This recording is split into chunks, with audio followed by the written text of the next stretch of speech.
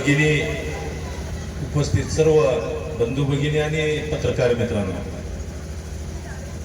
आज या आरोग्य शिबिराच्या निमित्तानं मी या ठिकाणी आमचे मित्र सचिन मालक, खरं म्हणजे वाढदिवस, आपण बरेचसे वाढदिवस आम्ही बघत असतो. ते वाढदिवस बघत असताना वाढदिवस करण्याच्या पद्धती ह्या वेगवेगळ्या झालेल्या आहेत.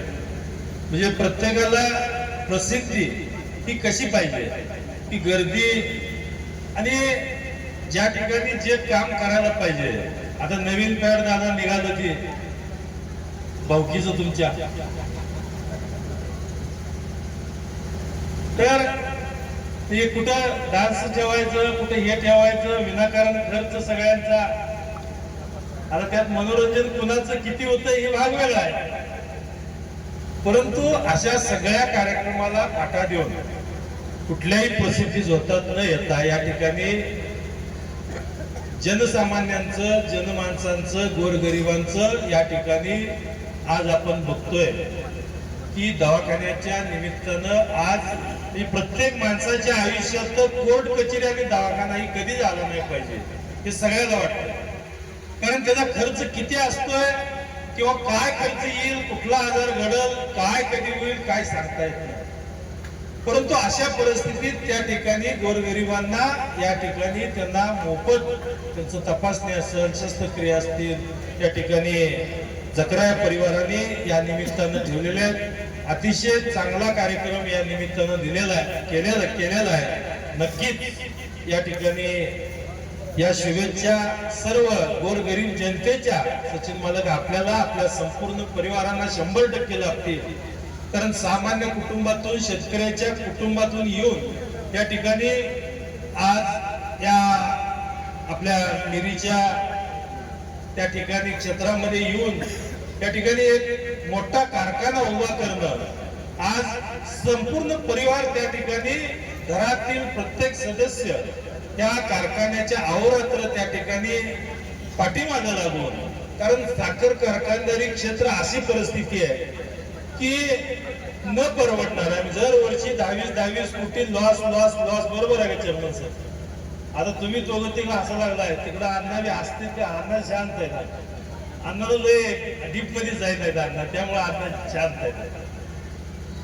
परंतु दरवर्षी कारखान्याच्या बॅलन्स शीट 22 कोटींना खालीच येत चाललेली आहे. त्या अशा परिस्थितीमध्ये जकराया परिवार सुद्धा या ठिकाणी अहोरात्र कष्ट घेऊन त्या ठिकाणी शेतकऱ्यांना योग्य न्याय देण्याची भूमिका सुद्धा वेळोवेळी त्यांनी पार पाडलेली आहे.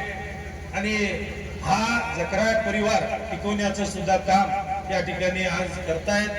नक्कीच या ठिकाणी कारखाना क्षेत्रामध्ये सुद्धा एक वेगवेगळे प्रयोग करून त्या ठिकाणी शेतकऱ्यांना जास्तीत जास्त पैसा कशा पद्धतीने देता येईल याकडे सुद्धा या ठिकाणी सर्व परिवाराने अहोरात्र कष्ट करून त्या ठिकाणी शेतकऱ्यांना सुद्धा भाव देण्याचं काम या ठिकाणी आज सर्व परिवार करतायत.